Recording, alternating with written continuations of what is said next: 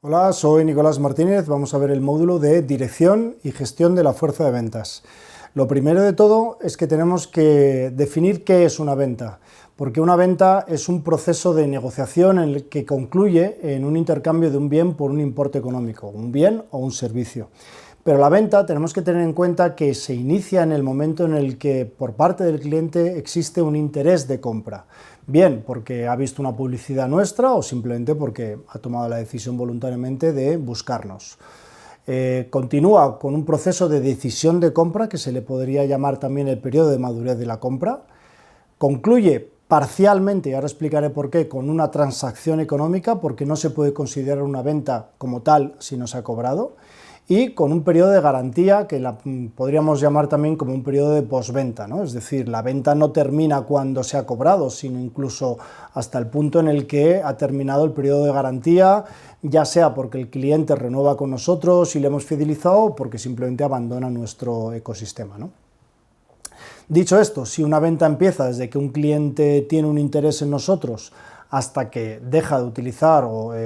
de serle útil el producto o el servicio que le hemos suministrado, deberíamos preguntarnos quién vende la empresa. La realidad es que en la empresa vendemos todos y cada uno de los miembros, porque si bien cuando un cliente tiene un interés, ese interés es el departamento de marketing el que está gestionando a través de redes sociales, de página web, de folletos, etc. Luego interviene un equipo comercial que hace un seguimiento del cliente, pero a la hora de, por ejemplo, entregar un producto o un servicio, también el departamento de administración tiene que hacer una factura, también el departamento de logístico tiene que entregar el producto, el departamento de producción fabricarlo, etc. Es decir, hay un ciclo en el cual el cliente permanece con nosotros desde su inicio hasta que termina y, por tanto, todos los miembros y cada uno de los miembros de la empresa participan en ese proceso. Y eso es muy importante porque normalmente se entiende que solo el departamento de ventas es el que realiza las ventas y es un error muy importante. A partir de ahí vamos a analizar cuál es la función de la dirección comercial. En la dirección comercial recae el cumplimiento de los objetivos comerciales de la empresa y para ello debe definir cuál es el mercado, es decir, cuál es el sector en el que vamos a operar, dentro de ese segmento, de ese sector, cuál es el público objetivo concreto al que nos vamos a dirigir, porque no necesariamente tenemos que vender a todos los clientes de un sector, y por supuesto cuáles son los canales de distribución que vamos a utilizar para llegar a ellos, ¿no? Ya sea retail, ya sea B2B, ya sea, bueno, todos ellos, e-commerce, etc.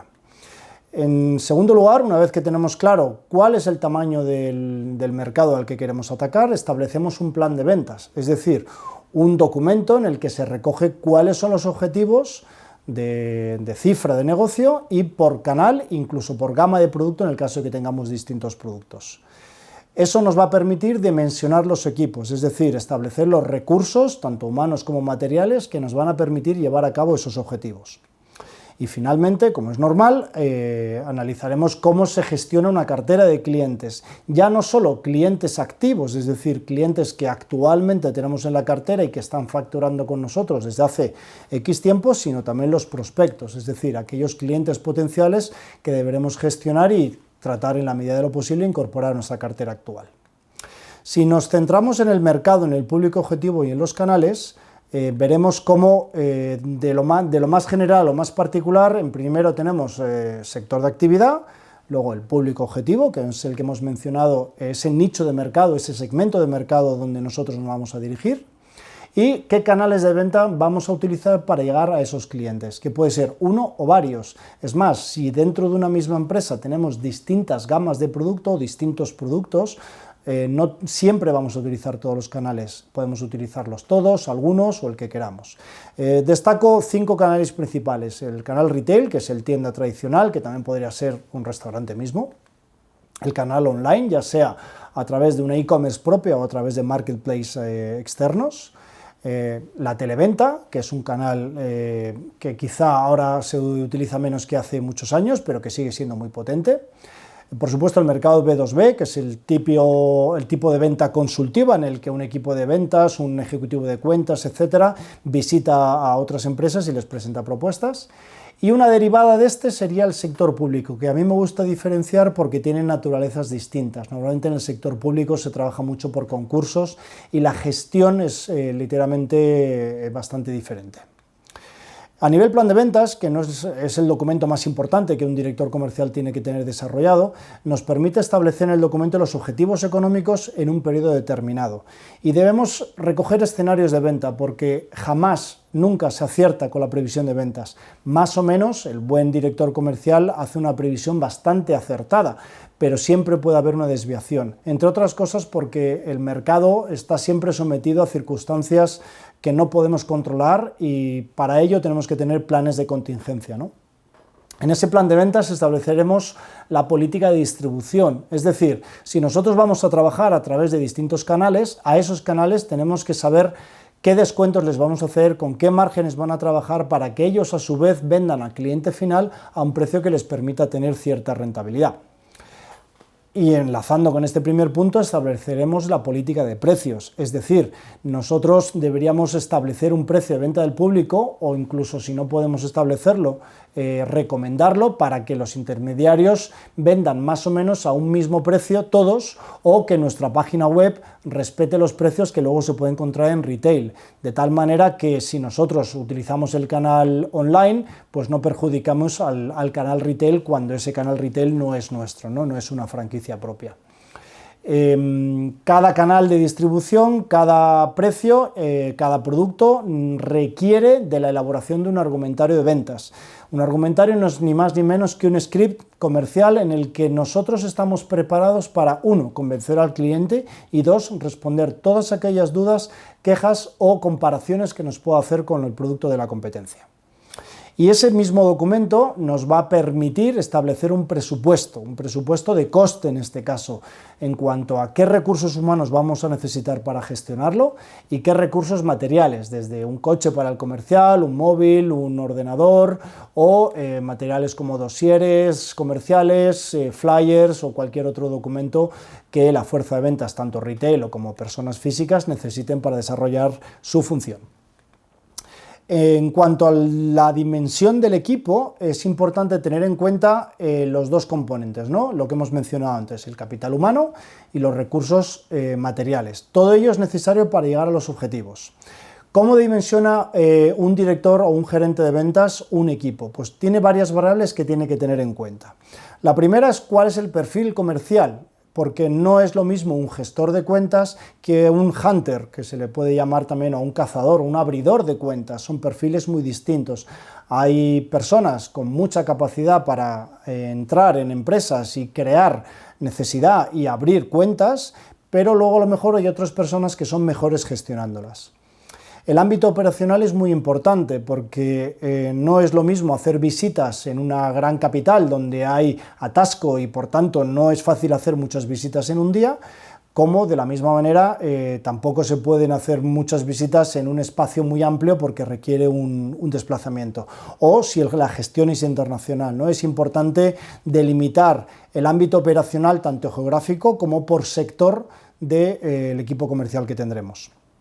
Los recursos materiales fundamentales. Normalmente pues les podemos facilitar un ordenador, un coche, un teléfono, etcétera, pero también software, también herramientas de CRM para la gestión de clientes, ¿no?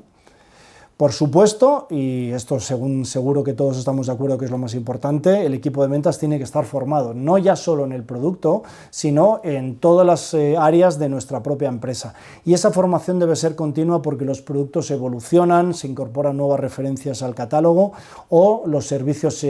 son más complicados, o las necesidades de los clientes evolucionan, y la formación continua es un requisito fundamental. Ni que decir del salario y las comisiones. Normalmente los equipos de venta, que suelen ser de los departamentos mejor pagados de las empresas, requieren no ya de un salario fijo, que a veces es alto, sino también de unas comisiones o bonus anuales o trimestrales, como cada empresa decida configurarlo. Pero los comerciales en general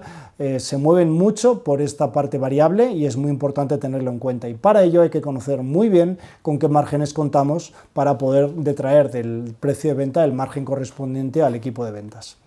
Y por supuesto, en algunos casos, el plan de carrera, porque todo el mundo, o casi todo el mundo, tiene cierta ambición, y ya puede ser una ambición de una conciliación familiar y por tanto una flexibilidad laboral, como también una intención de desarrollarte en otros departamentos o ser jefe de grupo, o bueno, un plan de carrera en general que se debe adaptar a cada uno de los miembros del equipo de ventas.